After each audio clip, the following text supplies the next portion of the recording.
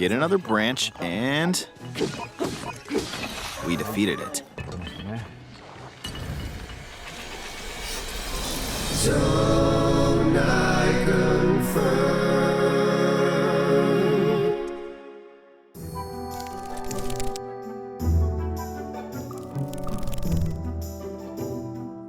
Anytime Nintendo decides to finally show off new Zelda stuff is a good day for any content creator, lore detective or artist out there. And when it comes to the highly anticipated Tears of the Kingdom, I continue to be amazed by the insane work ethic of the Zelda community. In just a few days, people have been able to find the most obscure details. Locations were cross-referenced, icons and artwork created or recreated, maps have been compiled by stitching together parts of the minimap, which others then used and combined with the XYZ coordinates on display to retrace every step Aonuma took during the presentation. Seriously, I'm convinced that if Zelda fans were alive back in 1888, the Jack the Ripper case would have been solved in a day. Anyway, by the time this video goes up, there will be a plethora of extensive analysis videos out there or being worked on as we speak. So when it comes to analyzing the presentation as a whole, I don't feel like I can bring a whole lot of new stuff to the table at this point, and I would just be repeating a lot of the same information. So instead I wanted to focus on something specific, something I can potentially give a new perspective on, but is also significant enough in my eyes to devote an entire video to. It took me a while, but as you probably saw from the thumbnail, I found it. The green vials Link carries around on his hip, which are seen in various footage and in some of the official artwork. A quick side note, I'm gonna be referring to them as vials throughout the video, but do keep in mind that we don't actually know what this device is or what it's called in-game. It's a placeholder name which is mostly based on appearance, as well as an early concept for the Sheikah Slate, which was supposed to be powered by vials or syringes containing ancient energy, an idea that was dropped later in development. Even after the recent gameplay demonstration, the purpose of this device is still shrouded in mystery. Producer Eiji Aonuma never refers to it during gameplay, and because it's quite a small detail on Link's character model, we don't see much of it in general. I've been dying to find out what these vials do ever since they first showed up, and with the new gameplay footage in mind, I think I have a pretty good idea now. There's been quite a few theories about what this strange gadget could be and if and how it'll affect the gameplay, two of which I will discuss briefly before I give my own take on the matter. Due to the location of the device on Link's body, which is the same exact place he previously kept the Sheikah Slate, one of the more popular theories is that it's closely connected to Link's new powers in some way. One idea that's been thrown around a lot is that it's some sort of magic meter that limits how much Link can use his new abilities, and can be expanded over the course of the game to increase their duration or potency. On the face of it, it does make some sense. After all, the Sheikah Slate was the source of Link's abilities in the previous title, and so seeing this new device in its stead would suggest that it serves a similar function. But on closer review of the gameplay footage and some overall critical thought, the idea doesn't hold up very well. First of all, it's clear that the bracelet on his right arm is where he draws his magic from this time around. Anytime Link uses one of the abilities, it gives off a green glow. So why have two objects on Link's character model that essentially serve the same purpose? Why not just have something on the bracelet that shows how much juice you got left? Secondly, at no point in the footage when Link activates his powers do we see an indication that their use is finite. He can fuse, ascend, or glue things together to his heart's content without running out of magic or energy, it seems. The only exception is recall, which has its own little UI element that counts down when an object is moving in reverse. It's similar to the cooldown timer for some of the Sheikah Slate runes like stasis, for example. And for an ability like this, having an indicator that shows how far back in time you can go makes perfect sense. But if the powers in general had limited use, you would expect to see a UI element in addition to the vials, because as mentioned before, they are quite small and only visible when Link faces a certain direction. On their own, they would be a pretty inefficient way of handling a magic meter. Now, some games do communicate certain information without the use of UI, like the health bar in Dead Space. But here it made sense to do it this way, since you're looking at the character's back 99% of the time anyway, whereas the vials are barely visible most of the time. It would also undermine the enjoyment of Tears of the Kingdom quite a bit if we have to constantly farm for energy just to make use of these amazing mechanics. Yes, the Zelda team did consider something similar for the Sheikah Slate, but it was probably scrapped for a reason. I think they realized that it would be quite tedious if the player had to constantly monitor the slate's battery, so implementing it now in the sequel would likely feel like a step back. The second theory is that the vials are related to the story progression in some way. Many Zelda games feature some sort of key collectible often obtained by completing dungeons, be it medallions, elements, instruments, anything goes really. And in some cases these objects will be used to upgrade certain aspects of Link's arsenal or power, like the 4 elements in the Minish Cap, which increase the power and capability capabilities of the Picori blade. Seeing as the Master Sword has been severely damaged, it's likely that there will be something in the game that is used to repair or maybe even enhance the sword. Perhaps the 7 orb-like objects seen on the mural. In the case of this theory, I think there are merits to the idea that the vials share a connection to the Master Sword. However, if this is the case, I think it's only a partial aspect to them, and they actually have a much wider implication than that. I'll get into more detail about this at the end of the video, but for now, let's get into what I think the vials are and what they do. I suspect that this device is specifically connected to the new Zonai technology, like the parts used to build vehicles. My guess is that these contraptions, like the fans for example, don't have a power source of their own. In order to operate, they need to tap into an external power source, which is exactly what I think the vials are. Basically, a portable battery that can transfer energy wirelessly. You'll notice that when Link activates this fan, a battery icon shows up to indicate how long it can keep spinning. And this icon is tied to Link, not the fan itself. My guess is that there's a certain radius from which this technology can connect to the device on Link's hip in order to draw power from it, and when Link gets too far away from it, it loses connection and stops working. Additionally, the gadget will be able to connect to multiple pieces of Zonai tech at the same time. As long as they are within this radius, which judging from the footage is quite lenient, they can tap into this device. And the more parts are active at once, the faster the battery will be depleted. We can see an example of this when Link activates the 4 fans on this wooden raft. Notice how the battery drains much faster here compared to on the boat we see earlier, which only uses 2 fans. I also think the orientation of the propellers may play a role in how fast the battery runs out of juice. Obviously, pushing something forward requires a lot less energy than lifting something off the ground. It seems that regardless of the amount of fans that are spinning, there's always only one battery icon present, which makes perfect sense if they all draw energy from a single power source, i.e. the fans are not the ones running out of energy, the device on Link's hip is. If my assumptions are correct, this setup will automatically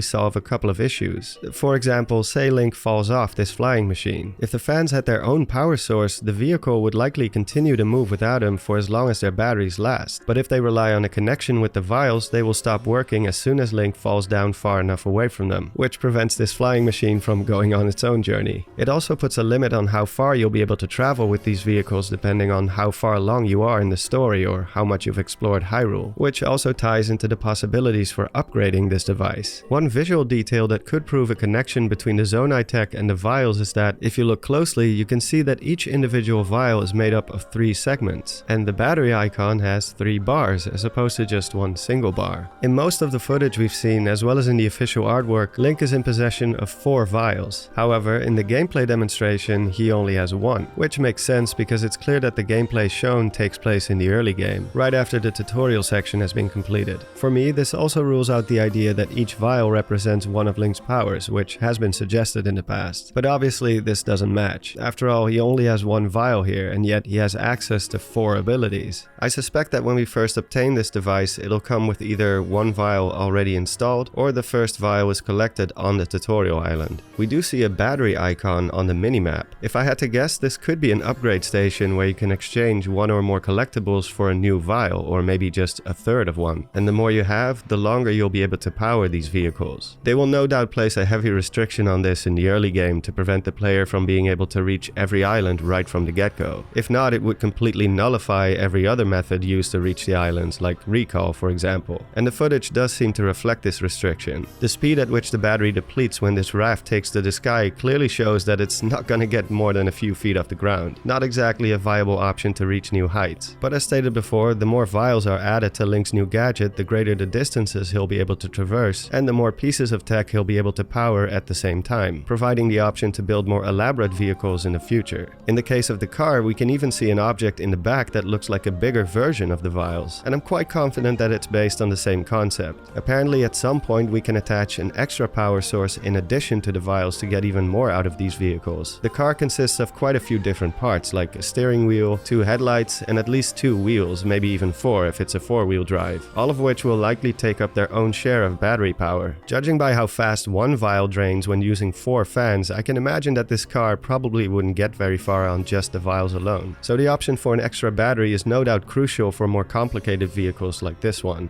As for what we need to collect in order to upgrade this gadget, we of course don't know, but I'd wager it has to be something that's rare, something scarce that can only be obtained in very specific places or from unique enemies or bosses. As a quick example, this giant robot boss, which has one cube on its body that's different from the others. Or maybe vials can be added in exchange for multiple collectibles like the Zonai charges or other parts like it, which would be similar to how Robbie created Chica weapons and armor for Link in the previous game. Alternatively, the vials could be connected to the hypothetical tears or orbs we collect at the end of equally hypothetical dungeons. Who knows? Which brings us to the last point. If the device on Link's hip connects to various Zonai tech, this could mean that it's not just limited to vehicles alone. We've seen other Zonai artifacts that also seem to work on the same principle, like the flamethrower, or this cannon stick that shoots explosives. These too will most likely have limited use, or else they would be extremely OP.